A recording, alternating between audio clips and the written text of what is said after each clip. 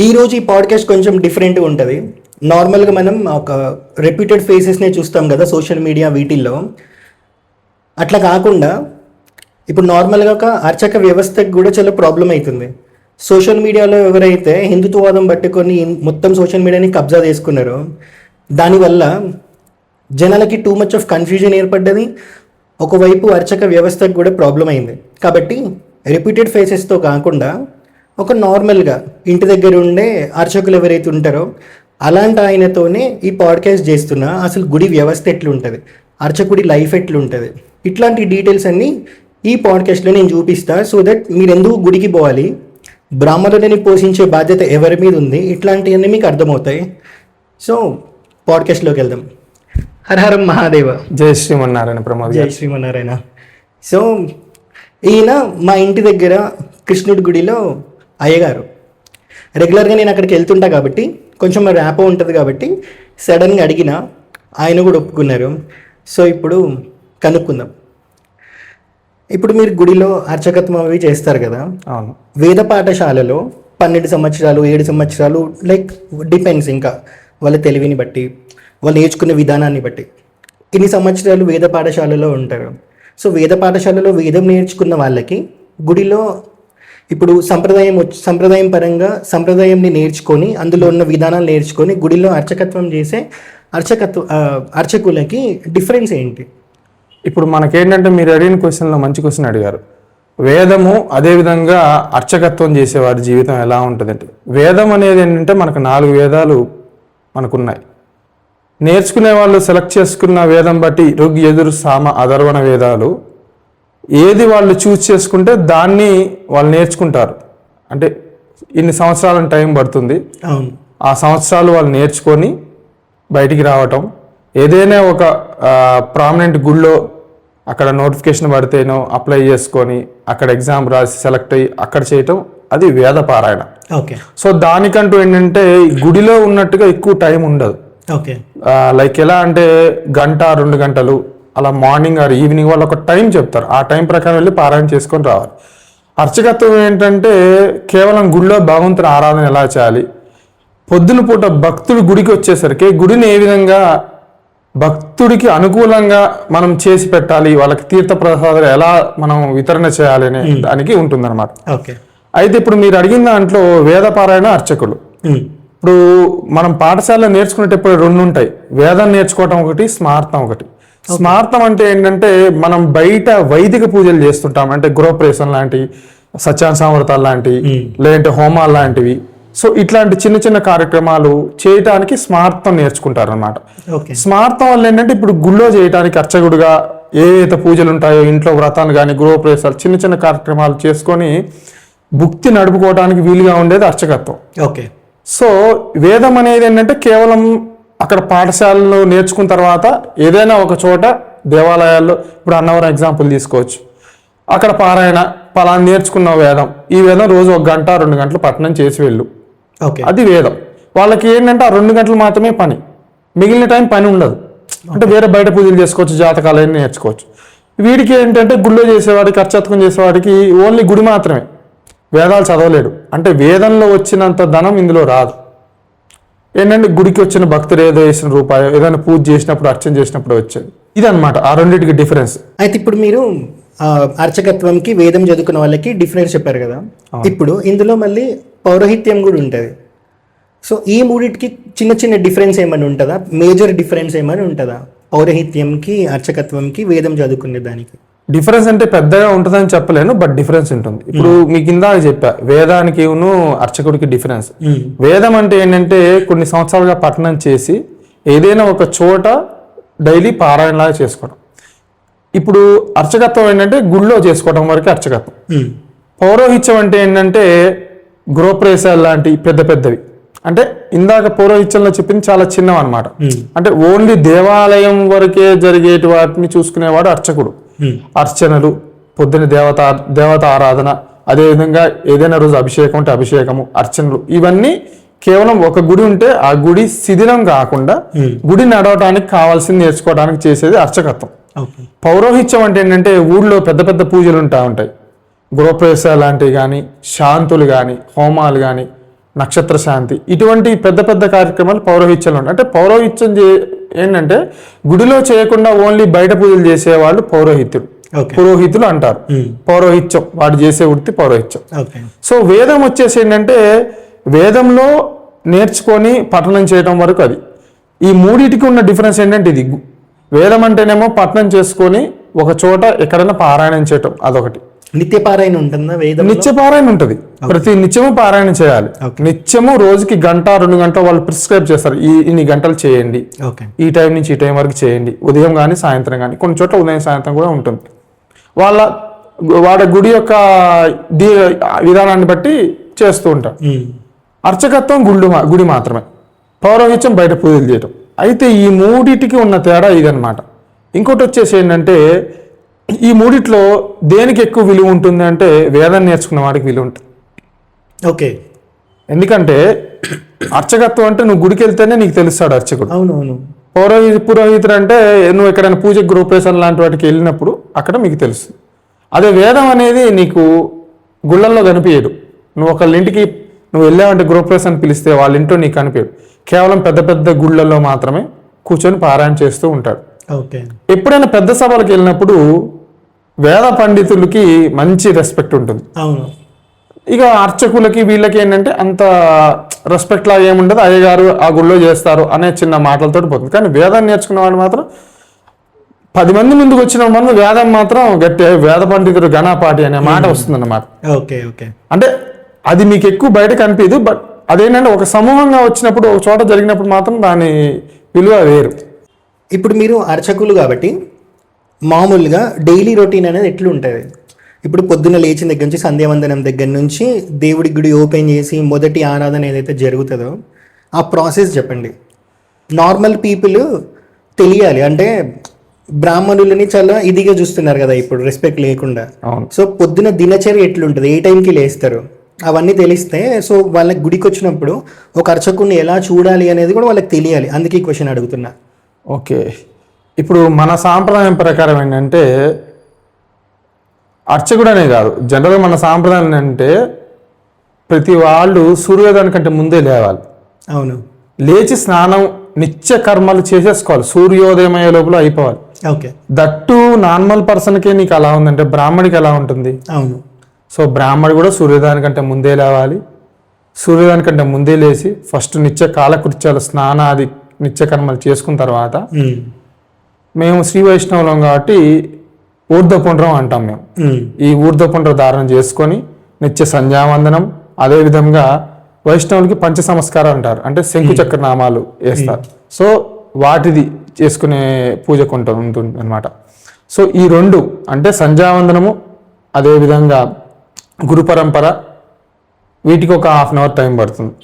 పొద్దున 1/2 hour max 1/2 hour పడుతుంది. బొట్టు పెట్టుకోవడం దగ్గర నుంచి ఇంక్లూడింగ్ బొట్టు పెట్టుకోవడం ఒక 10 నిమిషాలు పడుతుంది. ఓకే.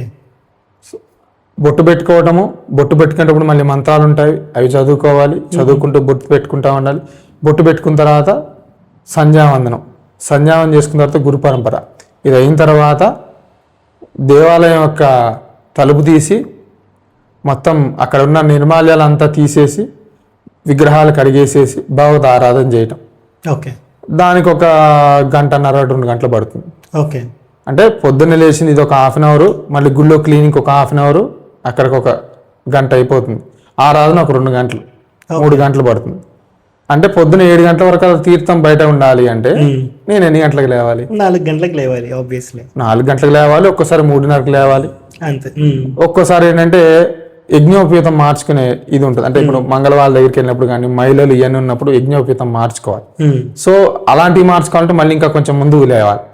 సో మొత్తానికి ఏంటంటే ఒక 3:30కి 4 గంటలకి అట్లా సూర్యోదయానికంటే ముందు లేవటం, ఆ కార్యక్రమాలు చూసుకొని తర్వాత దేవాలయానికి వచ్చి భగవంతుడు ఆరాధన చేయటం, ఆరాధన అంతా అయిన తర్వాత తీర్థం బయట పెట్టడం, భక్తులకి తీర్థ ప్రసాద వితరణ చేయటం. సో ఇది మార్నింగ్ టైం అనమాట. మళ్ళీ 11 గంటలకి గుడి బంద్ చేసే టైంకి మహానైవేదన అనే ఉంటుంది. మహానైవేదన పెట్టి దేవాలయం క్లోజ్ చేస్తాం. క్లోజ్ చేసిన తర్వాత మళ్ళీ సాయంత్రం 6 గంటల నుంచి 8 గంటల వరకు. సాయంత్రం కూడా మళ్ళీ సేమ్ ఇలానే ఆరాధన. అంటే ఇంత 2 గంటల ఆరాధన ఉండదు. సాయంత్రం పూట సేవాకాలం అంటారు. సేవాకాలం అంటే భగవంతుడి యొక్క అష్టోత్తరాలు చదవటం, హారతి ధూపదీప నైవేద్యం అనేది సాయంత్రం పూట ఉంటుంది. సో మళ్ళీ సేమ్ రాత్రి 8 గంటలకు గుడి బంద్ చేసామంటే మళ్ళీ మళ్ళీ మార్నింగ్ జరగటం.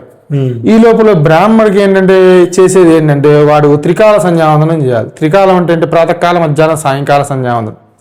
సో శ్రీ వైష్ణవ సాంప్రదాయం ప్రకారం సంధ్యావందనం బ్రాహ్మణ సాంప్రదాయం ప్రకారమైన 3 సార్లు చేయాలి. కానీ శ్రీ వైష్ణవ సాంప్రదాయానికి, స్మార్త సాంప్రదాయానికి ఏంటంటే శ్రీ వైష్ణవ సాంప్రదాయం ముద్రలు ఉండవు. వాళ్ళకి ఇంకా ఎక్కువ టైం పడుతుంది. వాళ్ళకి ఆల్మోస్ట్ 40 minutes వరకు పడుతుంది. పూటకి 40 minutes పడుతుంది. వాళ్ళకి ముద్రలు ఉంటాయి ఓన్లీ సంధ్యావందనానికి ముద్రలు. అంటే బాగా నోటికి వచ్చేసింది అనుకోండి ఫాస్ట్ గా చేసేయచ్చు, కానీ నిదానంగా చేసుకున్నప్పుడు 40 minutes పడుతుంది. సో ఈ విధంగా 3 పూట్ల సంధ్యావందనం చేయాలి, స్నానం చేయాలి. మధ్యాహ్నం కూడా మనం ఎటైనా వాష్రూమ్కి వాటిలాంటివి వెళ్ళినా స్నానం చేయాలి. టాయిలెట్కి వెళ్ళేటప్పుడు కూడా ఈ సాక్రెడ్ థ్రెడ్ అంటారు ఇంగ్లీష్లో, మీకు కూడా తెలిసే ఉంటుంది, యజ్ఞోపవీతం, అది చెవుకి పెట్టుకోవాలి. పెట్టుకొని టాయిలెట్ కానీ వాష్రూమ్కి వెళ్ళినప్పుడు అది పెట్టుకోవడం మర్చిపోయినా యజ్ఞోపవీతం మార్చుకోవాలి. మంగళవాళ్ళ దగ్గరికి వెళ్ళినా, అశౌచాలయం వచ్చినా, ఎక్కడ ఇట్లాంటి ఏం జరిగినా సరే మనం ఖచ్చితంగా మార్చుకోవాలి. ఇవన్నీ ఉంటాయన్నమాట. బ్రాహ్మడికి ఏంటంటే ఉండేటివన్నీ ఏంటంటే ఇదేమి ఈజీ కాదు మాటలతో చెప్పినంత. ప్రతివాడు ఏంటంటే బ్రాహ్మణ్ లైఫ్ చాలా ఈజీగా ఉంది, సో వాళ్ళకేంటి అంటాం, రెస్పెక్ట్ లేకుండా మాట్లాడటం చేస్తున్నారు. అది వాళ్ళకి తెలియదు కదా అందులో వాళ్ళు పడే బాధ. వాళ్ళు ఎప్పుడైనా లేస్తే కదా పొద్దున పూట కలవటానికి చల్లటి నీళ్ళు చేస్తే కదా, మంచి నిద్ర మానేసుకొని ఎందుకు చేస్తారు ఎవరైనా? ఒక తల్లి పిల్లల కోసం చేస్తే నేను ఎందుకు చేయాలి? అంటే వచ్చిన భక్తుడు గుడికి ఎందుకు వస్తాడు?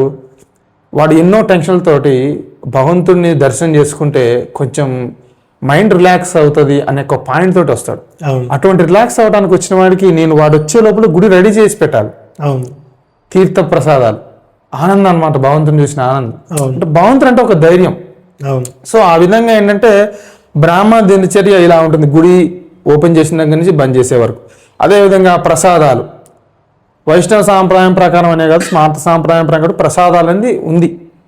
కానీ ఏంటంటే గుడిలో ప్రసాదాలు చేయడానికి డబ్బులు కరువు అవ్వటం, ఈ యొక్క ప్రాబ్లమ్స్ వల్ల ఏమంటే ప్రసాదాలు వండలేకపోతున్నారు. ప్రాతకాలం పొద్దునే ఆరాధనకి కాంగనే ఒక ప్రసాదం ఉంటుంది, బాలభోగం అంటారు. అలాగే 9 గంటలకు ఒక ప్రసాదం, మధ్యాహ్నం మహానైవేదన, మళ్ళీ సాయంత్రం కూడా గుడి తీసిన తర్వాత నివేదన ఉంటుంది. ఇవన్నీ ఏంటంటే ఫైనాన్షియల్ మ్యాటర్స్, అంటే డబ్బుతో కూడినాయి కాబట్టి ఏంటంటే గుళ్ళల్లో చేయటానికి కోరట్లా. కానీ నిజంగా చేయాలంటే ఇవన్నీ చేయాలి. అది ఇప్పుడు ఇందులో మీకు చెప్పింది అంటే మొత్తం బ్రాహ్మణుడు లేచిన దగ్గర నుంచి సాయంత్రం వరకు దినచర్య ఎలా ఉంటుంది, ఎంత టైం ఉంటాడు గుడిలో, ఏమేం చేస్తూ ఉంటాడు, అర్చనలు వస్తే అర్చనలు చేస్తూ ఉంటాడు గుడి టైంలో. అదే అండి. ఇందాక మీరు చెప్పారు కదా జనాలు ఎట్లా వస్తున్నారు గుడికి, ప్రాబ్లం ఏంటి, వాళ్ళు ఎట్లా బిహేవ్ చేస్తున్నారు గుడిలో, ఇది ఒక ప్రాబ్లం ఆబ్వియస్లీ ఉంది. ఎందుకంటే ఎవరికి నిజం తెలుసుకునేంత టైం లేదు, సంప్రదాయం గురించి తెలుసుకునే టైం లేదు. గుడికి వెళ్ళినప్పుడు ఎట్లా బిహేవ్ చేయాలో తెలుసుకునే తీరిక ఓపిక కూడా లేదు. గుడికి వెళ్తున్నామా అంటే వెళ్తున్నారు, అక్కడి వరకు మంచిదే. కానీ రేపు పొద్దున వెళ్ళడం కూడా ఆగిపోయే స్థితికి వచ్చేసింది. నేను తీసుకుంటే చిన్నప్పుడు నేను స్కూల్కి వెళ్ళాలి పొద్దున 8 గంటలకి అంటే మా తాత ఖచ్చితంగా గుడికి పోయినాకనే స్కూల్కి పంపించేవాడు. గుడికి పోకపోతే ఫుడ్ లేదు, ఫుడ్ లేకపోతే స్కూల్ లేదు. సో 3 కంటిన్యూగా ఉండేవి. కాబట్టి ఎవ్రీడే గుడికి పోవడం అలవాటు. అయితే ఇప్పుడు జనాలు ఏమైందంటే ఎవ్రీడే గుడికి పోయడం మానేసి వారానికి ఒక రోజు ఒక డేట్ పెట్టుకున్నారు, మంగళవారం ఈ దేవుడు, బుధవారం ఈ దేవుడు అని. అది కాస్త పండుగకు ఒకసారి అయిపోయింది, దాని తర్వాత సంవత్సరానికి ఒకసారి అయిపోయింది. నేను ఎక్కడైనా పుణ్యక్షేత్రాలకు వెళ్ళినప్పుడు సోషల్ మీడియాలో కనిపిస్తా కాబట్టి ఎవరైనా గుర్తుపెట్టినప్పుడు అక్కడ చెప్తారు. ఇప్పుడు గానగాపూర్ ఎగ్జాంపుల్ తీసుకుంటే పౌర్ణమి, అమావాస్య ఈ 2 రోజులు కొంచెం అవాయిడ్ చేయండి. మీకు అంటే గానగాపూర్కి ఏదైతే విశిష్టత ఉందో అట్లాంటి ఆ విశిష్టతకి తగ్గట్టే మీకేమైనా ప్రాబ్లం ఉన్నప్పుడు మాత్రమే అక్కడికి రండి, లేకపోతే మీకు అంత దర్శనం మంచిగా పోతే మేమంతా మేనేజ్ చేయలేము, చిన్న ఊరు కాబట్టి అని చెప్తారు, కంప్లైంట్ ఇస్తారు. సో అట్లా ఇప్పుడు గుడి తీసుకుంటే మీరు ఏం చెప్తారు అట్లాంటి వాళ్ళకి? ఒక వారం పెట్టుకొని ఈ వారం రోజు ఇక్కడికి, ఈ వారం రోజు ఇక్కడికి వెళ్ళాలి, అట్లా ఏమైనా ఉంటుందా? ఎవ్రీడే వెళ్ళాల్సిన గుడికి వారం పద్ధతి ఏంటి, సంవత్సరం పద్ధతి ఏంటి అనేది మీరు చెప్పండి.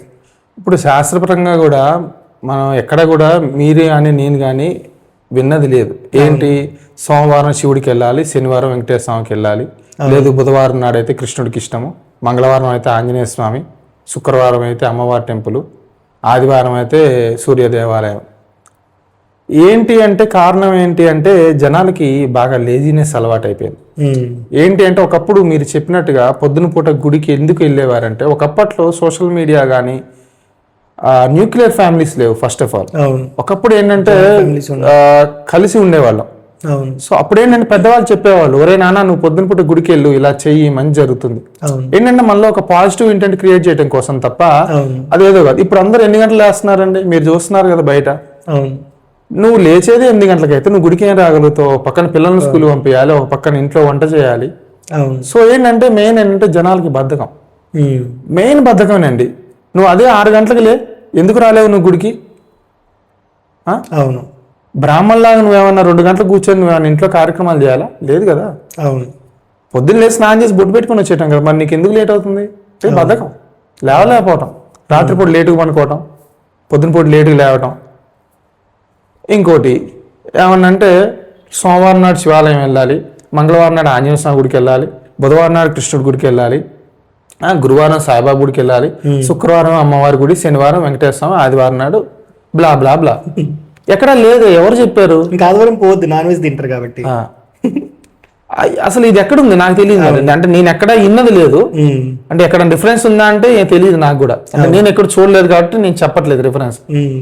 ఇంకోటి ఏంటంటే ఇవన్నీ పిచ్చి అన్నమాట, జనాలు పెట్టుకున్న పిచ్చి. ఇప్పుడు నేను రోజు వెళ్తున్నాను కదా గుడికి, ఆరాధన చేస్తున్నా కదా, నాకేమన్నా ఉందా? అవును, మరి నేను కూడా అలానే వెళ్ళాలి కదా భక్తుల్లా అని. ఇప్పుడు నేను కూడా మనిషినే కదా, అవును, బ్రాహ్మణులు పుట్టేవాడు గుడి చేస్తున్నాను, లేకపోతే నేను కూడా ఏం చేయాలి? అవును. ఏంటి అంటే ఇదంతా పిచ్చ ఒక ఇది అనమాట. అంటే దేవుడికి ఓ రోజు పెట్టేసుకొని ఆ రోజు నేను చేసా, మిగిలిన రోజు అన్ని పనికిమాలిన పని చేసిన ఏం కాదు అనే పాయింట్. అది ఎక్కడా లేదు. భగవద్గీతలు క్లియర్గా చెప్పింది ఏంటంటే భక్తి ప్రధానం. అర్థమైందా? భక్తి ప్రధానం తప్ప నువ్వు ఏ రోజు వెళ్ళావని కాదు. అవును, నువ్వు మంగళవారం నాడు వెళ్ళు, గురువారం నాడు వెళ్ళు, శుక్రవారం నాడు వెళ్ళు, ఎవరు కాదని లేదు. దేవుడు ఫ్రీగా ఉంటాడు కదా, దర్శనం చేసుకోవచ్చు కదా. అవును. ఇంకా సింపుల్ బెస్ట్ ఎగ్జాంపుల్ చెప్పాలంటే సోమవారం నాడు నేను చేసేది కృష్ణాలయం, మెయిన్ రోడ్ మీద, అది శివాలయం మీద అంతా ఒకటే కాంప్లెక్స్ లో ఉంటుంది, మీకు కూడా తెలుసు. అవును. అక్కడ ఎప్పుడైనా అయ్యగారు లేనప్పుడు నేను అర్చనకి వెళ్ళినప్పుడు నువ్వు వచ్చేది సోమవారం దేవుడి దర్శనానికి, అంటే మీరు చెప్పిన కాన్సెప్ట్ లో మాట్లాడు. సోమవారం నాడు శివుడికి అంటే ఇష్టం కాబట్టి నువ్వు వచ్చావు, ఫెంటాస్టిక్, చాలా బాగుంది. అప్పటి వరకు నేను ఒక 5 అర్చన చేసి వచ్చి కూర్చుని ఉంటా. అయ్యగారు అర్చన, నువ్వు వచ్చింది దేవుడి దర్శనానికే కదా, సోమవారం నాడు ఎందుకు వచ్చావు? అర్చన. ఒక నిమిషం దేవుడిని దర్శనం చేసుకుని నీ సొమ్మ ఏం పోద్ది? అర్చన అర్చన అర్చన అర్చన అంటే షుగర్ లేకుండా షుగర్ రావస్తుంది అనమాట. అంటే గుడికి వచ్చినప్పుడు దేవుని కూడా మొక్కుకుని డైరెక్ట్ అయ్యగారి దగ్గరికి వచ్చి అర్చన అంతే, టికెట్. ఓకే. నాకు చాలా ఆశ్చర్యం వేస్తారు అనమాట. అంటే నిన్ను పుట్టించిన భగవంతుడికి నీ గోత్రనామాలు తెలియదా? అంటే నువ్వు అక్కడ చదివితేనే, నేను చదివితేనే నువ్వు వచ్చినట్టు తెలుస్తుందా? అంటే ఎంత మూర్ఖత్వంలో మనం ఉన్నాం. ఇప్పుడు వైష్ణవ సాంప్రదాయం ప్రకారం ఏంటంటే పొద్దున పూట భగవంతుని ఆరాధన చేసేటప్పుడు మేము ఆ గోత్రనామాలు చదువుకోం. భగవత్ కైంకర్య రూపేణ భగవత్ ప్రీత్యర్థం అంటాం. అంటే భగవంతుడికి సమర్పించుకోవడం కోసం నేను చేస్తున్నా, అంటే భగవంతుడి సంతోషం కోసం చేస్తున్నా, నా గురించి కాదు, నా కుటుంబం గురించి కాదు. అంటే భగవంతుడు ఏమంటాడంటే వీడు ఎప్పుడు నా గురించి చేస్తున్నాడు, వీడి గురించి కోరుకోవట్లేదు, వీడి మనసులో ఏముంది, ఏం కోరుకోవట్లేదు కదా, ప్లేన్ పేపర్ నువ్వు ఏది రాస్తే. ఏంటంటే మూఢనమ్మకాలు అనమాట.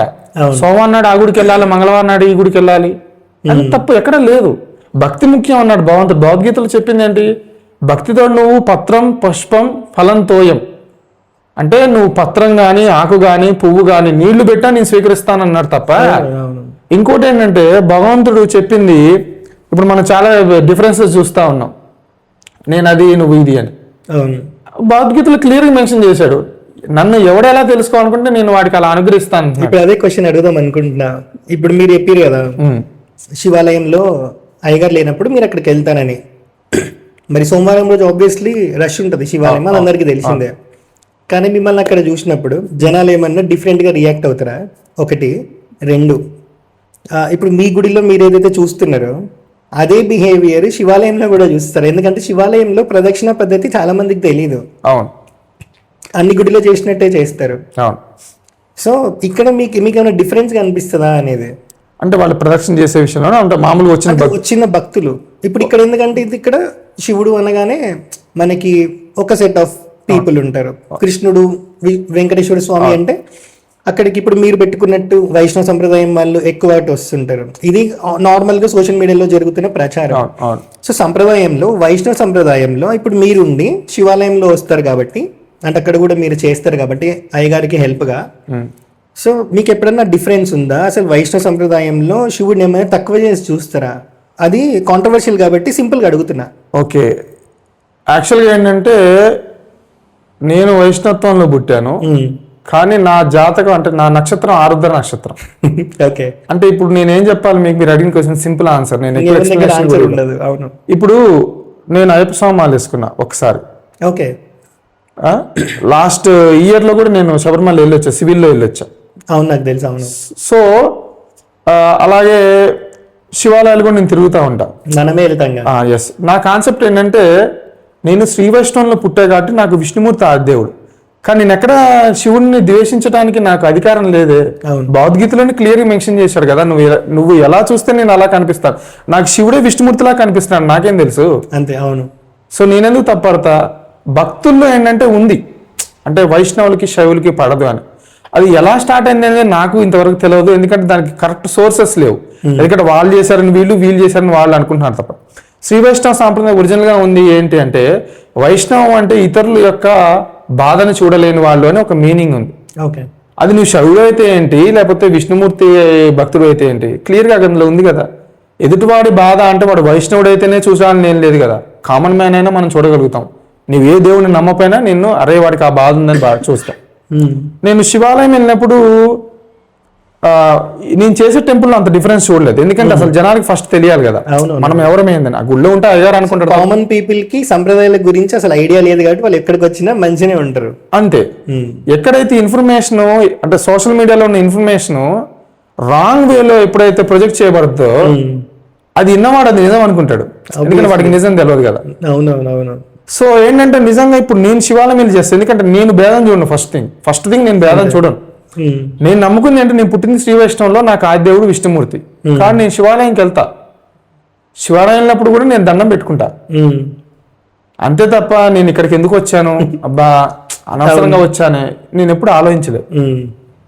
నేను చేసే గుళ్ళని సుబ్రహ్మణ్య స్వామి టెంపుల్ ఉంది, ఎవరి మంగళవారం అక్కడ చాలా మందికి పూజలు చేస్తూ ఉంటాను, అది నేనే చేస్తూ ఉంటాను, మీకు కూడా తెలుసు.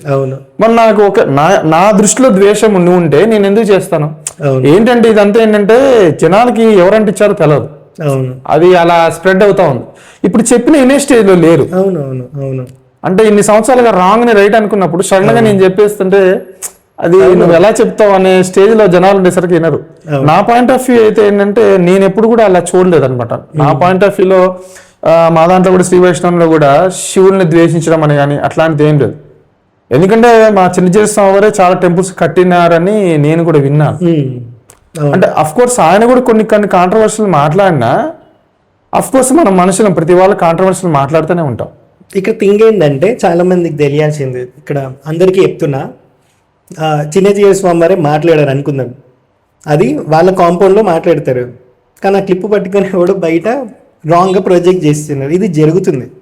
ఇప్పుడు మీరు అడిగినట్టుగా ఇప్పుడు సంప్రదాయంలో ఉన్నప్పుడు ఆయన సంప్రదాయానికి పెద్ద అయినప్పుడు ఆ సంప్రదాయంలో ఏముందో అదైనా చెప్పొచ్చు, దానికి రైట్ ఉంది. ఎందుకంటే ఇప్పుడు ప్రవచనకర్తలు ఉంటారు, పేరు చెప్పొద్దు. ఆయన ఏమన్నాడు, ప్రతి ఇంట్లో శివలింగం ఉండాలి, లేకపోతే అది శ్మశానమే అన్నాడు. ఉండకూడదు, శివలింగం లేని ఇల్లు శ్మశానమే అన్నాడు. సో ఆ ప్రవచనకర్త చెప్పింది ఎవరికి వినబడలే, కానీ చిన్నజీయర్ స్వామి వారికి ఆ ప్రవచనంది వెళ్ళినప్పుడు ఆయన సంప్రదాయంలో ఉన్నారు కాబట్టి ఓ సందర్భంలో రెస్పాండ్ అయ్యిండ్రు. ఆ ప్రవచనం కూడా దాదాపు 2-2.5 గంటల ప్రవచనంలో, అది ఆయన పీఠంలో ఆయన ఆశ్రమంలో జరిగిన ప్రవచనం, అది బయటకు వచ్చి వైరల్ అయ్యింది. ఆయన దేనికి రెస్పాండ్ అయ్యారో అది ఎవరికి కనబడలేదు. సో ఇట్లాంటివి జరుగుతున్నాయి. సో ఇప్పుడు పంచ సంస్కరణలు చేయించినప్పుడు కానీ, లేకపోతే ఇప్పుడు యజ్ఞోపవీతం మీరు కొనాలి, మీరు నేనే కదా చిన్నజీర స్వామి వారి ఆశ్రమంకి వెళ్ళి అవన్నీ కొన్నది. మీరు ఇంకేమన్నా ఇప్పుడు మీరు పెట్టుకునే బొట్టుకు సంబంధించిన ఐటమ్స్ కూడా అక్కడే కొనుక్కుంటారు, మరి ఫ్రీక్వెంట్ అక్కడికి వెళ్తూనే ఉంటారు, ఏదో కనెక్షన్ ఉండే ఉంటుంది కదా సంప్రదాయంలో వచ్చినప్పుడు. మరి ప్రతినిత్యం ఇదే పని చేస్తూ ఉంటారా? శివుడికి ఎగెన్స్ట్గా మాట్లాడడం, తన శిష్యులకి చెప్పడం, లేకపోతే ఇప్పుడు ఆయన చెప్పింది సందర్భానుసారం తీసుకుంటే బాగుంటుంది, కానీ ఇట్లా క్లిప్స్ లాగా పోస్ట్ చేసి ఈ రచ్చ చేయడం వల్ల నార్మల్ జనానికి కూడా ఎఫెక్ట్ పడుతుంది కదా, దాని గురించి మీరు ఏమంటారు? ఇప్పుడు మీరు చెప్పినట్టుగా సొసైటీలో ఉన్న ఒక పెద్ద దరిద్రం ఏంటంటే, ఒక విషయం బయటకు వస్తుంది, విషయానికి ముందు వెనకాల కాదు, ఆ విషయాన్ని పట్టుకొని మాట్లాడతారు. అవును, అంటే సందర్భానుసారంగా తీసుకోవాలి తప్ప నాకు తెలిసింది నేను ఇది విన్నాను ఇది ఇలా మాట్లాడితే మనం దానికి అర్థాలు చెప్పలేము. అవును, ఇప్పుడు మాకు పంచ సంస్కారాలు చేసినప్పుడు ఒక రూమ్లో శంకుచక్ర నామాలు కాల్ చేస్తారు. సో 5 సంస్కారాలు చేస్తారు. ఆ 5 సంస్కారాలు అంటే ఏంటంటే ఎలా ఉండాలి, పంచ సంస్కారాలు అయిన తర్వాత మనం దినచర్య పంచ సంస్కారాల ముందు మీరు ఎలా లీడ్ చేశారు, తర్వాత ఎలా లీడ్ చేయాలి అనేది చెప్తారు తప్ప ఈ వేరే దాని గురించి మాట్లాడరు. వెళ్ళింది ఏంటి ఆ టాపిక్ అంతే. ఇక్కడ ఉన్న చిన్న డౌట్ ఏంటంటే జనాలకి, అంటే నేను చెప్పాలనుకున్నది, ఈ పంచ సంస్కారాలు అంతా చిన్నజీవ స్వామి మొత్తం చెప్పిన తర్వాత పంచ సంస్కారాలు అయిన తర్వాత నువ్వు ఎలా ఉండాలి, నీ దినచర్య రేపటి నుంచి ఎలా చేయాలని చెప్పిన తర్వాత మీకు ఏమైనా దీని మీద సందేహాలు ఉంటే అడగండి అన్నప్పుడు లేస్తారనమాట. ఇప్పుడు మీరు చెప్పిన లాంటి నువ్వు దేనికి వచ్చావు దాన్ని మాత్రం అడిగావు అనుకో బాగుంటుంది. నువ్వు వేరేది అడిగావు అనుకో, ఇప్పుడు మీరు చెప్పినట్టు కిందాక ఒక విషయం చెప్పారు శివుడు దాని గురించి, ఎవరో ఒకరు ఏదో ఒకటి అడుగుతూ ఉంటారు ఇట్లా ప్రాపర్గా వాళ్ళకి తెలియక, అడిగిన దానికి ఆయన చెప్పు ఉండొచ్చు. చూసి నాకే అంటే వేరే వాళ్ళకి ఎలా ఉండంటే ఈయన మాట్లాడాడు అంటే దానికి కారణం, మూల కారణం ఏంటి? ఎందుకంటే నేను వెళ్ళా కాబట్టి, నేను ఆ భార్యకి కూడా పంచ సంస్కారాలు చేయించినప్పుడు వెళ్ళినప్పుడు వాళ్ళు అడిగే డౌట్లు నాకు ఎంత నవ్వు వచ్చిందంటే, స్వామి పొద్దున 8 గంటలకు లేవాలి, అరే నువ్వు ఇక్కడ వరకు వచ్చావు, మన సాంప్రదాయంలో నువ్వు హిందువుగా పుట్టి నీకు సనాతన సాంప్రదాయం మీద గౌరవం ఉండి నువ్వు నమ్మి ఇక్కడికి ఇంత దూరం వచ్చిన వాడివి, నీకు పొద్దున 8 గంటలకు రావాలని ఎన్నిసార్లు న్యూస్లో చూస్తలేవు? మీకు భక్తి ఛానల్ పెడితేనో లేకపోతే యూట్యూబ్లోనో సోషల్ మీడియా వచ్చిన తర్వాత పొద్దున 8 గంటలకు లేవాలని ఎంతమంది చెప్పట్లా? అవును. కాబట్టి ఏంటంటే చిన్నజీవ స్వామి వారనే కాదండి, ఎవరు కూడా వైష్ణవులు శివుడు గురించి ద్వేషం కక్కటం అనేది నేను ఎక్కడ చూడలేదు. ఇంకో ప్రాబ్లం ఎక్కడ వచ్చిందంటే బ్రాహ్మడి కానివాడు బ్రాహ్మడి యొక్క ఆక్యుపెన్సీ దాన్ని ఆక్యుపై చేయటం వల్ల, ఆ వృత్తిని ఆక్యుపై చేయటం వల్ల చూసేవాడికి వాడు బ్రాహ్మడు కాదు తెలియదు, కానీ మాకు తెలుసు కదా వాడు బ్రాహ్మడు కాదని. వాడు మాట్లాడింది ఇంకెవడో చూస్తాడు, అన్ఎడ్యుకేటెడ్ ఫెలో చూసి అగో వైష్ణవులు ఇలా మాట్లాడుతున్నారు లేకపోతే స్మార్తులు ఇలా నా బొట్టు ప్రమాణం కదా, బొట్టు ప్రమాణం కరెక్ట్, కానీ వాళ్ళు అవి చూసే ఇది పెట్టుకున్నాడంటే వీడు వైష్ణవుడే, వాడు కాంట్రవర్సీ కాంట్రవర్సీ చేయాలి. కానీ వాడు జరుగుతుంది కదా సోషల్ మీడియా. నేను కూడా చూస్తాను, నిజంగా వాడు వైష్ణవుడా కాదా ఆ ఎవరికి తెలియదు. ఏమండి ఇప్పుడు ఒక ఇల్లు ఉందండి, భార్యాభర్తలు ఉన్నారు, రోజు వాళ్ళ ఇంట్లో పని వాళ్ళు చేసుకుంటారు, రోడ్డు మీదకి వచ్చి అందరి పని చెడగొట్టడానికి కొట్లాడుకుంటారా? ఏంటంటే మన పని మనకుండగా ఎవరో వస్తున్నారు ఎవరో చెప్తున్నారు సోషల్ మీడియాలో చూసుకుంటూ కూర్చుంటారా ఏంటి పని లేకుండా? మనకి పనులు లేవా? మన పనులు మనకు ఉండవా? నాకు గుట్టే నాకు నేను చూసుకోవాలా, ఆదాయం రావాలా, ఎలా బతకాలని ఆలోచించాలా? అవును. ఏంటంటే ఇవన్నీ చిన్న చిన్న విషయాలు అసలు ఎక్కడ లేని పట్టుకొచ్చి దాన్ని హైప్ చేసి లేపేసేసి జనాల్లోకి ఇట్లా ప్రొజెక్ట్ చేసేసి అంటే లైక్ ఇప్పుడు ఏదో విడదిద్దామనా అంటే రీజన్ ఏంటి తెలియదు. అంటే చాలా మంది మీరు చూస్తున్నారు, నేను కూడా చూస్తున్నా, నాకు చూస్తే నవ్వు వస్తుంటది అనమాట. అరే నేను ఇప్పుడు ఎవరో గురించి నాకెందుకు, ఇప్పుడు నేను చేసేది కృష్ణాలయం, మా గుళ్ళో అందరూ శివుడి ఆరాధన చేసేవాళ్ళే. మా నాన్నగారిని 2005లో ఇక్కడికి పిలిచారనమాట, వైష్ణవులు కావాలి కృష్ణాలయంలో అందరూ శైవులు ఉన్నారని పాయింట్. మరి మా నాన్న చేశాడు 20 సంవత్సరాలు, తర్వాత మా నాన్నగారికి ఆరోగ్యం బాక నేను వచ్చా. నేను ఏ రోజు భేదాలు చూడను, పక్కన ఆయన శివాలయమైనా ఆయన పక్కన ఆయన కానీ లేకుంటే శివాలయం చేసే కానీ మంచిగా మాట్లాడతా, బాబాయ్ గారు అని పిలుస్తాను. అంతే. అవును. ఆయన బొట్టుతో ఏంటి, ఇప్పుడు బొట్టు గురించి మనం ఒక మాట మాట్లాడుకుందాం, ఇట్లా పెట్టుకుంటే శైవం, ఇట్లా పెట్టుకుంటే వైష్ణవం. నేను పెట్టుకుంది ఏంటి తెలుపు మధ్యలో ఎరుపు. అవును. మీరు పెట్టుకుంది ఏంటి త్రిపుండ్రం. త్రిపుండ్రానికి ఊర్ధ్వపుండ్రానికి తేడా ఏంటి? ఊర్ధ్వపుండ్రము అంటే ఊర్ధము అంటే ఉన్నత స్థాయి, త్రిపుండ్రము 3 బుట్లు. ఈ రెండింటిని విష్ణుమూర్తి పాదాలు అనుకుంటాం, కిందది శేషుడు, మధ్యలోది లక్ష్మీదేవి. మీరు కూడా పెట్టుకున్నారు, మీరు కూడా మధ్యలో కుంకుమ పెట్టుకుంటారు. ఇప్పుడు స్వెట్ కనిపించలేదు, మీరు కూడా శివుణ్ణి అమ్మవారిని పెట్టుకున్నట్టే. మరి మీకు నాకు తేడా ఏంటి? వైష్ణవ శైవం తేడా ఎక్కడ ఉందండి? అదే కదా, చూసే కళ్ళకు ఉంది కానీ మీకుందా నాకుందా? జనాలకి ఏంటంటే విషయం తెలియక మాట్లాడుతూ ఉంటారు. ఇప్పుడు నేను పెట్టుకున్నాను చెప్పే కదా, విష్ణుమూర్తి పాదాలు మధ్యలోది కుంకుమ. మీరు కూడా పెట్టుకుంటారు, శైవులు కూడా పెట్టుకుంటారు, ఇట్లా పెట్టుకొని కుంకుమ. మరి ఇది విభూది అంటారు, మేమేమో తిరువణి అంటాం, మధ్యలో శ్రీచూర్ణం అంటాం, మీరు కుంకుమ అంటాం. ఏదైతే ఏంటి అమ్మవారే కదా, లక్ష్మీ అమ్మవారైనా పార్వతి అమ్మవారైనా అమ్మవారే కదా. సో నార్మల్ జనాలకి ఈ కాంట్రవర్సీలు లేపి డిస్టర్బెన్స్ క్రియేట్ చేయడం వల్ల ధర్మానికి ప్రాబ్లం తప్ప వచ్చేదేం లేదు. అవును. ఫస్ట్ పాయింట్ అంతే కదా. సో ఇప్పుడు జనాలు గుడికి ఎవరైతే వస్తారో వాళ్ళ విషయం తీసుకుంటే నేను వచ్చి చూస్తా కదా, కూర్చుంటా కదా చాలాసేపు గుడిలో. కూర్చున్నప్పుడు తీర్థం ఎట్లా తీసుకోవాలో వాళ్ళకి తెలియదు, ప్రసాదం ఇచ్చినప్పుడు ఎట్లా తీసుకోవాలో తెలియదు. సరే, ఏది తెలియకపోయినా అట్లీస్ట్ ప్రదక్షిణ చేసేటప్పుడైనా వాహనంకి దేవుడికి మధ్య నుంచి ప్రదక్షిణ చేస్తుంటారు. చెప్తే నేను చెప్పినా ఈగో హర్ట్ అవుతుంది, నాకు ఈ చూస్తూ ఊకబుద్ధి కాదు. గుడిలోకి వెళ్ళినప్పుడు ఎవరైనా అట్లా వేస్తుంటే నేను చెప్తా, ఇక నోట్రా పోయి చెప్పడానికి అనుకుంటారు. సరే అని చెప్పి అక్కడ అర్చకుడికి చెప్తా ఒక్కొక్కసారి. వాళ్ళు చెప్పినప్పుడు కూడా నాకు వచ్చే రియాక్షన్ కన్నా కొంచెం తక్కువ రియాక్షన్ కానీ వర్స్ట్ రియాక్షనే వస్తుంది. అంటే జనాలు అర్చకుడు చెప్పినా వినే స్థితిలో లేరు కదా. మీ గుడిలో కూడా అట్లా జరిగే ఉంటాయి ఖచ్చితంగా. మీరు చాలా మంచి ప్రశ్న అడిగారు. చాలా నేను ఇప్పుడు కాదు, దగ్గర దగ్గర ఒక 3 సంవత్సరాలు నేను చూసేది ఏంటంటే మీరు చెప్పిన నేను బాగా ఫేస్ చేస్తాను. ఏంటంటే గుడికి వచ్చాము ముఖ్యం కాదు, గుడికి వచ్చిన దాని ఫలితం దక్కే విధంగా ఉంటే వేరు. అవును. ధ్వజస్తంభం ప్రదక్షిణ చేయాలి. విష్ణు ఆలయాల్లో ఏంటంటే గరుత్మంతుడు లేకుంటే ఆంజనేయ స్వామి అవును వాహనం ఉంటారు, విష్ణుమూర్తికి ఆపోజిట్ గా ఉంటారు. అవును. ధ్వజస్తంభం కూడా ఉంటుంది. ప్రదక్షిణం అనేది ధ్వజస్తంభం చుట్టూ తిరిగితేనే కంప్లీట్. అవును. ధ్వజస్తంభం కాకుండా ఓన్లీ దేవుడి చుట్టూ తిరిగితే అది ప్రదక్షిణం కాదు. వాహనానికి అడ్డమే కదా. మంచి చేసేదానికంటే బదులు పాపం మూట కట్టుకున్న ఒక ఇది తగ్గుతుంది. అయితే ఇంకోటి, గుడికి వస్తావు, దేవుడికి నమస్కారం, ప్రదక్షిణ సరే తప్పు చేసావు, సరే వదిలేసే.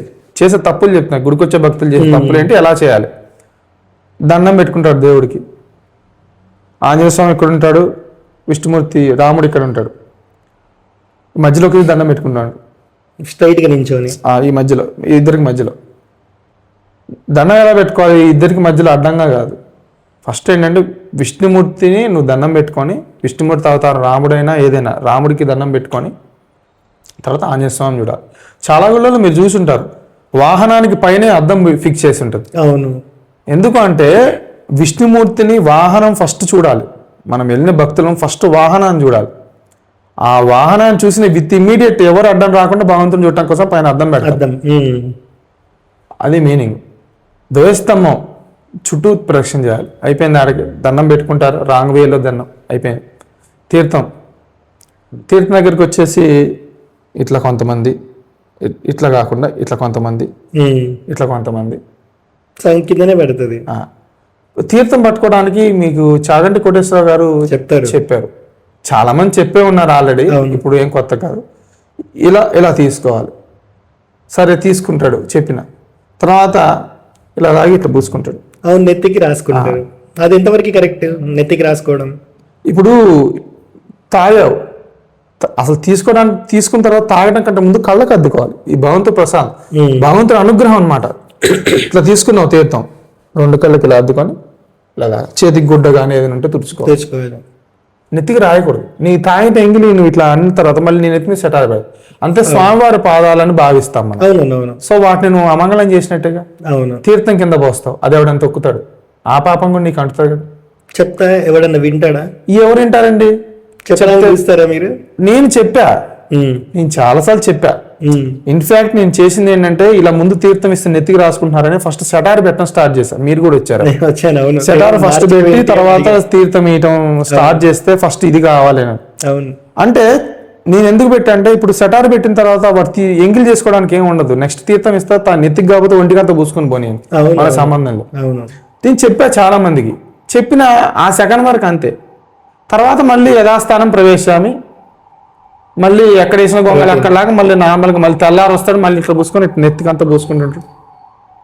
ఏంటంటే ఇనే స్టేజ్లో జనాలు లేరు. చెప్తే ఏంటంటే ఓకే అంటారు కానీ లోపల ఉంటుంది కదా. ఎన్ని రోజులు మాకు ఎవరు చెప్పలేదు, కొత్తగా చెప్తున్నాడు ఏంటంటే. కొత్తగా చెప్తున్నాడు ఏంటంటే మీ తల్లిదండ్రులు తెలియదు కాబట్టి నేను సరిగ్గా విషయాలు తెలియక, గుళ్ళకి ఎలా రావాలి, గుడికి ప్రదక్షిణ ఎలా చేయాలి, తీర్థం ఎలా తీసుకోవాలి, భగవంతుడికి ఎలా నమస్కారం చేసుకోవాలి, శరణాగతి అని ఉంటుంది వైష్ణవ సాంప్రదాయంలో. శరణాగతి అంటే సరెండర్ టు గాడ్. నువ్వు దేవుడికి దగ్గరికి వచ్చి దేవుడికి సరెండర్ అయినప్పుడు నువ్వు ఎలా ఉండాలి, శరాలు తీసుకునేటప్పుడు ఇలా నమస్కారం చేసుకుంటూ ఉండాలి. ఎవరు చేస్తున్నారు? ఇలా పెడతారు, వాడు ఎట్లా పెడతాడు, వాడు ఎట్లా అంటాడు, అదనమాట.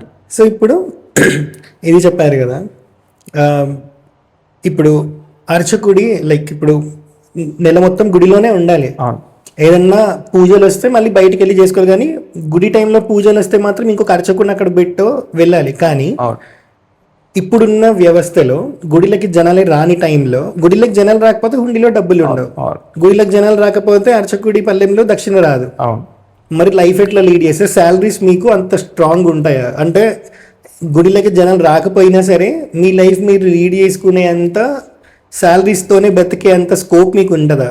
ఎందుకు అడుగుతున్నా అంటే బయట బ్రాహ్మిన్స్ని చాలా ఆడ్గా చూస్తారు అన్నట్టు, బాగా సంపాదించుకుంటారు. అందుకే ఫస్ట్ క్వశ్చన్ నేను అడిగిన, వేదం చదువుకున్న వాడికి అర్చకుడికి పౌరహిత్యం నేర్చుకున్న వాళ్ళకి తేడా ఏంటి అని. ఇది జనాలకు తెలియదు.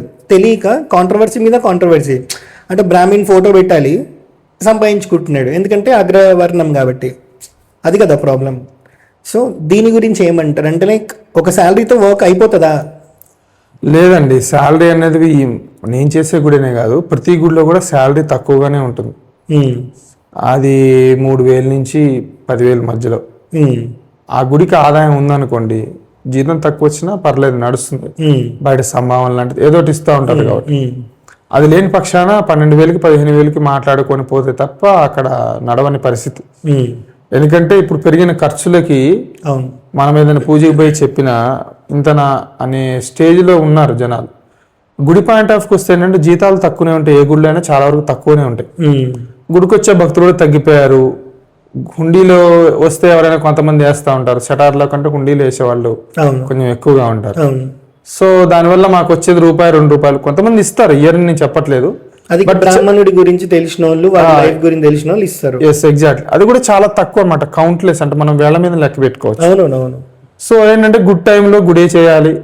ఒకవేళ గుడ్ టైంలో ఏదైనా వచ్చినా సరే ఎవరినైనా పెట్టి వెళ్ళటం లాంటివి, లేదు అంటే పక్కన ఒకవేళ మనతో ఉన్న అర్చకుడు ఒకవేళ మనతో మంచిగా ఉంటే కొంచెం చూడండి బాబాయ్ గారు కాస్త బంద్ చేయండి, నేను అలా వెళ్తున్నాను అని చెప్పుకోవటం, ఏదో చేస్తూ ఉండాలి. గుడ్ అయిన తర్వాత అంటే 11 గంటలకు గుడి బంద్ అయిన తర్వాత ఎవరు పిలుస్తారు ఏ కార్యక్రమాలకి?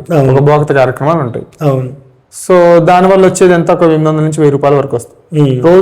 రోజు వెళ్ళాలి, రోజు వస్తుంటాయి ఎంతో కొంత. ఇంకా ముహూర్తాలు ఏంటి అవి కూడా రావుగా.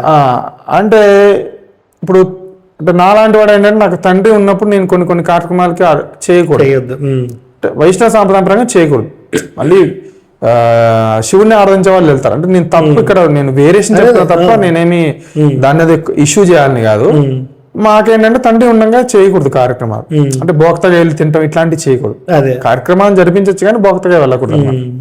సో ఏంటంటే అట్లాంటివి ఏమైనా జరిగితే వెళ్ళి డబ్బు సంపాదించుకోవడం తప్ప, లేకపోతే కష్టమే. ఇక ఏదైనా పూజలు లాంటివి చిన్న ఏదైనా ఒప్పుకొని, ఇక 2,000 కంటే వాడు ఏదో 1,000 రూపాయలు ఇస్తా అంటే అట్లా ఒప్పుకొని పోవడం తప్ప, రాజీ పడి వెళ్ళటం తప్ప వేరే ఆప్షన్ లేకుండా అయిపోయింది.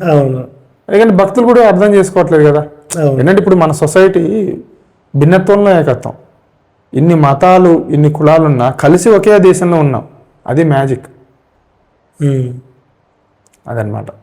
ఇప్పుడు గుడికి జనాలు ఎందుకు రావాలి? ఒకప్పుడు వచ్చారు, ఇప్పుడు మానేశారు కదా. ఇంటి పక్కన ఉన్న గుడికి పోకుండా ఈ పుణ్యక్షేత్రానికి పోదాం, ఈ హాలిడే రోజు ఈ వీకెండ్లో ఈ పుణ్యక్షేత్రానికి పోదాం అనుకుంటారు. ఇప్పటికీ కొందరైతే వీకెండ్లో ఇంకెక్కడికి పోదామో అనుకున్నారు. బట్ చాలా మట్టుకు ఇప్పుడు చూస్తే అరుణాచల క్షేత్రం కానీ, తిరుపతి కానీ, అట్లీస్ట్ యాదగిరి గుట్ట పక్కనే ఉంటాయి. సో ఇట్లా ఒక సెలెక్ట్ చేసుకొని వెళ్తున్నారు. యాదగిరి గుట్ట సిటీలో 100-150 కిలోమీటర్స్ దూరంలోనే అయితే పొద్దున వెళ్ళి రాత్రికల్లా వచ్చేస్తారు. దూరం వెళ్ళినప్పుడు ఇప్పుడు తిరుపతి ఎగ్జాంపుల్ తీసుకుంటే హార్డ్లీ 5-10 సెకండ్స్ కానీ ఎక్కువ ఉండలేము స్వామివారి దగ్గర. చాలామంది ఏం చేస్తారంటే, ఇప్పుడు నేను ఉంటా, ట్రైన్ దిగగానే చెప్పులే వదిలేస్తాం. ఇంకా పుణ్యక్షేత్రంలో తిరిగినంతసేపు దేవుడే స్వయంగా నడిచిన నేల మీద వీడు షూస్ వేసుకొని నడుస్తాడు కదా. గుడిలో కూడా ఆ అవకాశం ఉంటే వాడి కాన్సన్ట్రేషన్ అంతా చెప్పుల మీద ఉంటుంది కదా. రవి నువ్వు చెప్పులు వేసుకొని వెళ్ళిపో గుడి కంటే, అట్లా వేసుకోబోయే వాళ్ళు కూడా ఉన్నారు. నేను అయోధ్యలో చూసా, మేనేజ్మెంట్ ఇష్యూ కొంచెం ఉండే. చెప్పులు పోతున్న భయంతో వాడు గర్భగుడి వరకు చెప్పులు వేసుకొని వచ్చాడు. తిట్టినాం, గట్టిగానే వేసుకున్నాం, బ్యాగ్లో పెట్టుకున్నాడు. ఇట్లా ఉన్నారు జనాలు. సో జనాలు గుడికి ఎందుకు రావాలి? గుడిలోకి వచ్చినప్పుడు ఎట్లా బిహేవ్ చేయాలి? ఇప్పుడు వస్త్రధారణ అంటేనేమో అందరికీ ధోతి అవి ఏదైతే మ్యాండేటరీ కొన్ని గుడిలో పెట్టారో అక్కడికి వెళ్ళినప్పుడు తీసుకెళ్తున్నారు, దాని గురించి తెలుసు కాబట్టి. ఇంటి దగ్గరికి వచ్చినప్పుడు ఎట్లా బిహేవ్ చేయాలి, ఎలా కూర్చోవాలి? 4 ఫ్రెండ్స్ వస్తారు, ప్రతిరోజు కలుస్తూనే ఉంటారు. కానీ గుడికి వచ్చినప్పుడు కూడా అవే ముచ్చట్లు పెట్టుకుంటారు, దేవుడి మీద చిత్తం ఉండదు. వాళ్ళ గురించి మీరు ఏం చెప్తారు? ఎందుకంటే ఈ ఇంటర్వ్యూలో ఇదే చివరి క్వశ్చన్ కాబట్టి ఇది అడుగుతున్నా. ఇప్పుడు మీరు అడిగారు గుడికి ఎందుకు రావాలి అని. ఒకప్పుడు మనకి గుడి సాంప్రదాయం, అసలు టెంపుల్ సిస్టమ్ అనేది ఏంటనేది మనకి చాలా వరకు తెలుసు.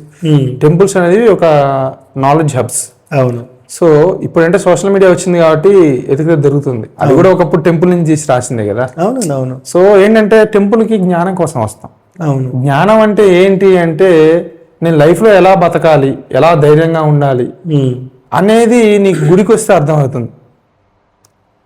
అది ఏంటంటే ఇప్పుడు అయ్యగారు బెస్ట్ ఎగ్జాంపుల్. పొద్దున ఇప్పుడు గుడి అంటే వాడు ఎన్ని గంటలకు లేస్తాడు? అంటే పొద్దునే ప్రపంచం అంతా మంచి గాఢ నిద్రలో ఉన్నప్పుడు లేస్తాడు. కష్టపడాలంటే లేవాలి, అవును, ఒకదాన్ని సాధించాలంటే లేవాలి. అది నువ్వు నేర్చుకోవాలి.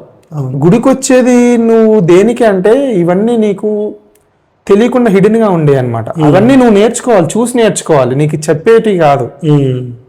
సో గుడికి ఎందుకు రావాలి అన్న క్వశ్చన్కి ఆన్సర్ ఏంటంటే గుడికి నువ్వు నాలెడ్జ్ కోసం రావాలి.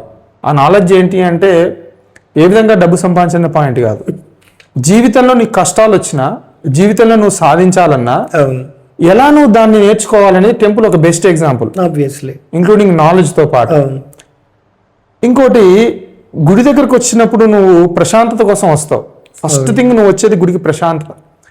ఇంట్లో రోజు ఉన్న ఇబ్బందులకి ఒకసారి దేవుడి దగ్గరికి దేవుడి నమస్కారం చూసుకొస్తా, దేవుడికి చాలా బాగుంటుంది. అంటే ఒక రోజు స్టార్ట్ గా అంటే ఒక గుడ్ మూమెంట్ నీ కోసం నువ్వు గుడికి వస్తావు. ఆ భగవంతుడి యొక్క ముఖారవిందం చూసినప్పుడు నీ ఫేస్ లో ఫిక్స్ అయిపోతుంది అనమాట. అందుకే కదా ట్యూబ్ లైట్లు బెటర్, గర్భగుడిలో దీపాలతో పెడతారు, ఎందుకంటే అది గుర్తుంటది అని చెప్పి. ఎగ్జాక్ట్లీ, ఎందుకంటే కాన్సన్ట్రేషన్ అంతా చీకటిగా ఉన్నప్పుడు ఏదైతే వెలుగుతుందో దాని మీదనే కాన్సన్ట్రేషన్ ఉంటది. అలా వెలిగే విగ్రహాన్ని కూడా వాడు చూడట్లేదు. దాని గురించి టెంపుల్కి వస్తారు, అది అయిపోయింది. నెక్స్ట్ గుడికి వచ్చినప్పుడు ఎలా ఉండాలి అంటే మన సాంప్రదాయం చెప్పేది ఏంటంటే నువ్వు నీ ఇంటి దగ్గర ఉన్న గుడికనే కాదు, ప్రపంచంలో నువ్వు ఏ గుడికైనా వెళ్ళు. సనాతన సాంప్రదాయం అనేది చెప్పేది ఏంటంటే ఒక వేషధారణ ఒకటి ఉంది. మగవాడు పంచ కట్టుకోవాలి, వెదర్ ధోతి ఆర్ నార్మల్. అది మీ సాంప్రదాయం ప్రకారం, సనాతన సాంప్రదాయం ప్రకారం, నీ కులంలో ఉన్న సాంప్రదాయం లేకుంటే హిందూ సాంప్రదాయం దాని ప్రకారం నువ్వు పాటించు, తప్పులేదు. అది కట్టుకొని రావాలి. దానివల్ల ఏంటి ప్రయోజనం నాకు కట్టుకొస్తాయంటే భగవంతుడి యందు నీ మనస్సు ఎక్కువ నీకు లగ్నం అవుతుంది, నీ యొక్క కాన్సన్ట్రేషన్ పెరుగుతుంది అనమాట. అవును, ఎంత సింపుల్ గా ఉంటే అంత ఇది కదా. అంతే కదా. ఇంకోటి, నీ మైండ్ కూడా నువ్వు ప్రిపేర్ చేసుకోవాల్సిన నేను గుడికి వెళ్తున్నా, ప్రశాంతత కోసం వెళ్తున్నా. సో ఆ ప్రశాంతత నీకు దక్కాలంటే ఇవన్నీ నీకు ఫిజికల్ అపియరెన్స్ కనిపించేది. ఇవన్నీ చూసినప్పుడు నీకు ఇంత బాగున్నా నేను, స్వామి నేను చూసా, ఇదిలా ఉంది పాయింట్ చూసుకున్నప్పుడు స్వామి ప్యాంట్ షర్ట్ వేసుకున్నాం నన్ను ఎవడైనా చూస్తున్నాడా అన్న థాట్స్ ఎక్కువ ఉంటాయి. ఏంటి అంటే నేను ఒకసారి ఇప్పుడు ఈ గుడికి వెళ్ళినప్పుడు సాంప్రదాయం గురించి మనం ఎలా వెళ్ళాలి దాని గురించి మాట్లాడినప్పుడు నేను ఒకసారి గురువాయూరు వెళ్ళినప్పుడు భార్యాభర్తలు వచ్చారనమాట గుడికి. వాళ్ళు వైట్ శారీ కట్టుకుంది, ఆయనేమో పంచి కట్టుకున్నారు. నేను అడిగా అనమాట, చాలా మంది ఎందుకంటే గుళ్ళకి వచ్చినప్పుడు మీరు ఇదే వస్త్రధారణలో వస్తారంటే మాకు అది చిన్నప్పటి నుంచి అలవాటైందండి. గుళ్ళకి వచ్చినప్పుడు ఏంటంటే సాంప్రదాయంగా రావడం, మన సాంప్రదాయాన్ని మనమే కదా గౌరవించాలి, ప్రమోట్ చేయాలి. సో అది మేము చేస్తున్నామండి అంటే నేను నచ్చిన చాలా సంతోషం అనిపించిందండి. ఆ మాట మీ పెద్దవాళ్ళు చెప్పడం ముఖ్యం కాదు, దాన్ని మీరు పాటించి స్టిల్ ఇప్పటికీ వాళ్ళు చిన్న ఆ బాబు కూడా కట్టారు పంచ. అది నాకు చాలా ఆనందం అనిపించింది. అంటే మన దగ్గర ఏంటంటే మనుషులు ఏమనుకుంటారో తెలియదు కానీ సాంప్రదాయంగా ఉన్నాం అనుకుంటారు, బట్ సాంప్రదాయంగా ఉన్నారు. ఇంకోటి, చాలా మంది సనాతన సాంప్రదాయాన్ని నేనేదో రిప్రజెంట్ చేస్తున్నాను అని చెప్పేసి చాలా మంది ఛానల్స్ కానీ సైట్స్ కానీ పెట్టుకొని నడుపుతున్నారు. మీరు కూడా వినే ఉంటారు. సనాతన సాంప్రదాయం చెప్పింది ఏంటి? పేజీలు పెట్టుకొని ప్రచారం చేయమని కదా, ఫస్ట్ నువ్వు ఆచరించాలి.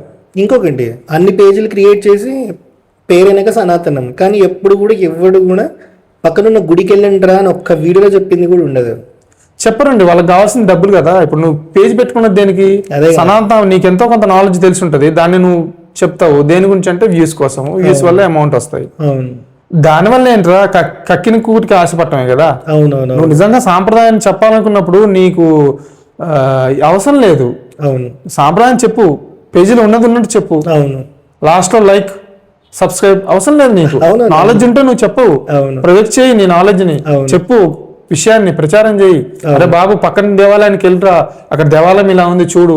అవును, చాలా మంది శిథిలాలైన దేవాలయాన్ని బాగా చేస్తున్నారు, చాలా సంతోషం. అవును, కానీ పక్కన దేవాలయం వెళ్ళట్లేదు కదా, అది కదా నువ్వు చెప్పాలి. అవును, అది చెప్పకుండా నేను సనాతన ధర్మాన్ని రిప్రజెంట్ చేస్తున్నా అంటే నేను కూడా సనాతన ధర్మాన్ని రిప్రజెంట్ చేస్తాను. నేను ఎప్పుడైనా చెప్పుకున్నానా మీకు? అవును, అవును, నా నిత్య కృత్యాలు, నా వైదిక ధర్మం నాకు ఇచ్చిన కార్యక్రమాలు నేను చేస్తే అదే నేను సనాతన ధర్మానికి చేసేది. అంతమించి ఇంకేం కావాలి? అవును. సో అర్థమైంది కదా, ఒక అర్చకుడి లైఫ్ ఎట్లుంటుంది, మన గుడికి డైలీ ఎందుకు వెళ్ళాలి, గుడికి వెళ్ళినప్పుడు ఎలా బిహేవ్ చేయాలి, ఎక్కడో పుణ్యక్షేత్రానికి వీలు చూసుకొని వీకెండ్లోనో వెళ్ళే బదులు ప్రతిరోజు పక్కనున్న గుడికి పోతే, ఎందుకంటే అక్కడ కూడా ప్రాణప్రతిష్ఠ చేసిన విగ్రహాలే కదా ఉంటాయి, అంతకన్నా ఏముండదు కదా. సో అక్కడ స్వయంగా వెలిచారు, ఇక్కడ ఏదైతే స్వయంగా వెలిచారో అదే మూర్తి, అందులో ఉన్న పరబ్రహ్మ తత్వాన్ని ఇక్కడ ప్రాణప్రతిష్ఠ విధానంలో చేస్తున్నారు. మరి పక్కనున్న గుడికి పోవడం అలవాటు చేసుకుంటే కదా అక్కడికి వెళ్ళినప్పుడు మనం ఎలా బిహేవ్ చేయాలో తెలుస్తుంది. ఇది చాలామందికి తెలియక ఏది పడితే అది చేస్తున్నారు గుడికి వెళ్ళి. సో మీకేమైనా డౌట్లు ఉంటే గుడిలో ఎట్లా ప్రదక్షిణ చేయాలి, గుడిలో ఎట్లా ప్రసాదం తినాలి, గుడిలో ఎట్లా నమస్కారం చేయాలి, దేవుని చూసుకునే ముందు వాహనాన్ని చూడాలా, వాహనం చూసే ముందు ధ్వజస్తంభం దగ్గరికి ఎప్పుడు వెళ్ళాలి, ఎట్లా వెళ్ళాలి, ఇట్లాంటివన్నీ గుడిలో ఉన్న అర్చకుడిని అడగండి. దేనికి మొహమాట పడద్దు. ఇప్పుడు మీ పేరెంట్స్ మీకు తెలియదు కాబట్టి మీరు ఇట్లా బిహేవ్ చేస్తారు. అట్లీస్ట్ మీరు ఇప్పుడు వారానికి ఒకసారి, సంవత్సరానికి ఒకసారి గుడికి వస్తారు. దాని తర్వాత జనరేషన్ అట్లా వస్తుందో రాదో కూడా ఎవరికి తెలియదు. కాబట్టి మీరు నేర్చుకొని మీ పిల్లలకి జ్ఞానం ఇస్తే వాళ్ళు కూడా గుడిలో వచ్చినప్పుడు ఒక పద్ధతిగా బిహేవ్ చేయడం నేర్చుకుంటారు. దానికోసమే ఇంటి దగ్గర ఉన్న ఒక అర్చకులతో చేసిన ఇంటర్వ్యూ ఇది, ఒక చిన్న డిస్కషన్ లాంటిది. సో ఇట్లాంటిది మీకు నచ్చితే మళ్ళీ మళ్ళీ చేస్తాం, వెయిట్ చేయండి, చూస్తూ ఉండండి. హర హరం మహాదేవ.